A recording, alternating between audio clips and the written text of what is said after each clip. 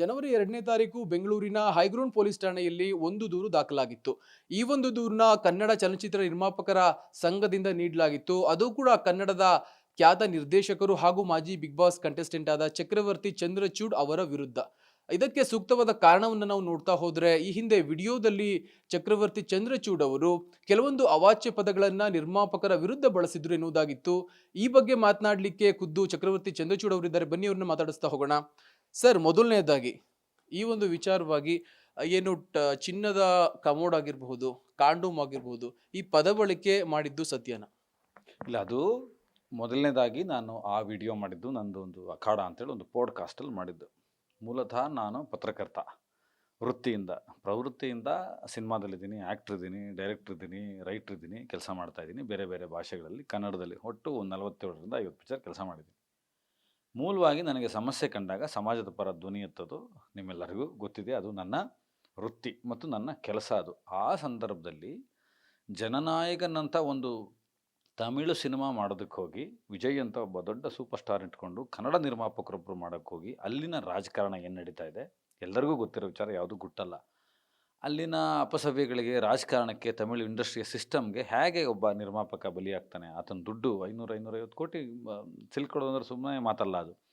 ಆ ನಿಟ್ಟಿನಲ್ಲಿ ನಾನು ಒಂದಷ್ಟು ವಿಚಾರಗಳನ್ನು ಸಂಶೋಧನೆ ಮಾಡಿ ರಿಸರ್ಚ್ ಮಾಡುವಾಗ ಕೊನೆಯದಾಗಿ ನಿರ್ಮಾಪಕರ ಬಗ್ಗೆ ಒಂದು ಮಾತಾಡಿದ್ದು. ಇದು ಕನ್ನಡ ನಿರ್ಮಾಪಕರು ಅಥವಾ ತಮಿಳು ನಿರ್ಮಾಪಕರು, ತೆಲುಗು ನಿರ್ಮಾಪಕರು ಯಾರಿಗೂ ಐಡೆಂಟಿಫೈ ಮಾಡಿ ಕೋಟೆಡ್ ಆಗಿ ಹೇಳಿದ್ದಲ್ಲ.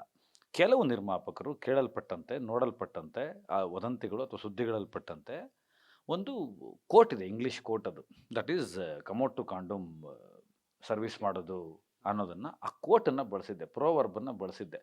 ಅಂದರೆ ಅದರ ಅರ್ಥ ಏನಿತ್ತು ಅಂದರೆ, ನೀವು ಸಾಮಾನ್ಯ ಲೈಟ್ ಬಾಯಿಂದ ಹಿಡಿದು, ಒಬ್ಬ ರೈಟ್ರಿಂದ ಹಿಡಿದು, ಅಸಿಸ್ಟೆಂಟ್ ಡೈರೆಕ್ಟ್ರಿಂದ ಹಿಡಿದು, ಮೇಕಪ್ ಮಾಡುವ ಪ್ರೊಡಕ್ಷನ್ ಬಾಯಿಂದ ಹಿಡಿದು ಎಲ್ಲರೂ ತುಂಬ ಇಂಪಾರ್ಟೆಂಟ್.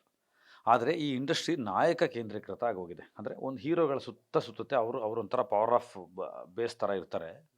ಅವ್ರಗಳ ಪೇಮೆಂಟ್ ಕೂಡ ತುಂಬ ಮುಖ್ಯವಾದ ವಿಚಾರ. ಕೆಲವು ತುಂಬ ದೊಡ್ಡ ದೊಡ್ಡ ಪ್ರೊಡ್ಯೂಸರ್ಸೇ, ನಾನು ನೋಡಲ್ಪಟ್ಟಿದ್ದೀನಿ, ಕೇಳಲ್ಪಟ್ಟಂಗೆ ಏನು ಮಾಡ್ತಾರೆ ಅಂದರೆ, ಯಾರ್ದು 500,000, 50,000 ಈ ದುಡ್ಡುಗಳಿಗೆ ಒದ್ದಾಡ್ತಾರೆ. ಆದರೆ ದೊಡ್ಡ ದೊಡ್ಡ ಹೀರೋಗಳಿಗೆ ಯಾರು ಚಿನ್ನದ ಕಮೋಡ್ ಮಾಡಿಸ್ಕೋತಾರಾ?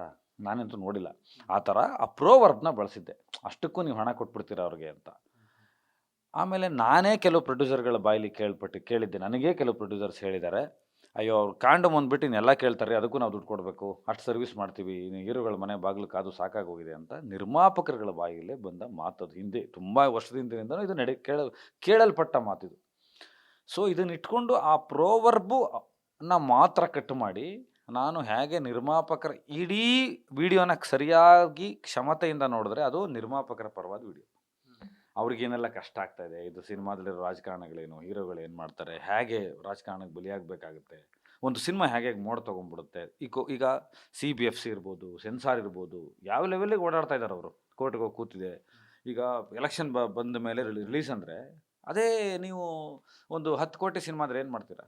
ಇಂಟ್ರೆಸ್ಟ್ ಬರಲ್ವಾ ನಿಮಗೆ? ಕಷ್ಟ ಆಗೋದಿಲ್ವಾ? ಆ ನಿಟ್ಟಲ್ಲಿ ನಿರ್ಮಾಪಕರ ಪರವಾದಂಥ ನಂದು ಒಂದು ಧ್ವನಿ ಎತ್ತಿದ್ದು. ಅದು ಎಲ್ಲೋ ಐ ಮೇ ಬಿಟ್ ಹಾರ್ಶ್. ಆ ಕೋರ್ಟು ಕನ್ನಡಾಂತರ ರೂಪಾಂತರಗೊಳ್ಳುವಾಗ ಅಥವಾ ಅದನ್ನು ನಾನು ವಿವರಿಸುವಾಗ ಒಂದಷ್ಟು ನಿರ್ಮಾಪಕರಿಗೆ ಹರ್ಟ್ ಆಗಿದೆ. ಈಗ ಅದಕ್ಕೆ ನಾನು ನಿನ್ನೆನೇ ಕೂಡ ನನಗೆ ಇದು ಗಮನಕ್ಕೆ ಬಂದ ತಕ್ಷಣ ರಾಮಕೃಷ್ಣ ಅವರು ಗಮನಕ್ಕೆ ತಂದರು, ಪ್ರವೀಣ್ ಅವರು, ಗಣೇಶ್ ಅವ್ರ ಜೊತೆ ನಾನೇ ಮಾತಾಡಿದ ತಕ್ಷಣ ಇಮಿಡಿಯೇಟ್ ನನಗೇನು ಯಾರೂ ಲೆಟ್ರ್ ಬರೆದಿಲ್ಲ ಇದುವರೆಗೂ. ಆದರೂ ಕೂಡ ನಾನು ಸ್ಪಷ್ಟನೆ ಕೊಟ್ಟೆ. ಯಾಕಂದರೆ ನಾನು ಯಾರನ್ನೂ ನೋಯಿಸುವ ಉದ್ದೇಶ ನಂದಾಗಿರಲಿಲ್ಲ.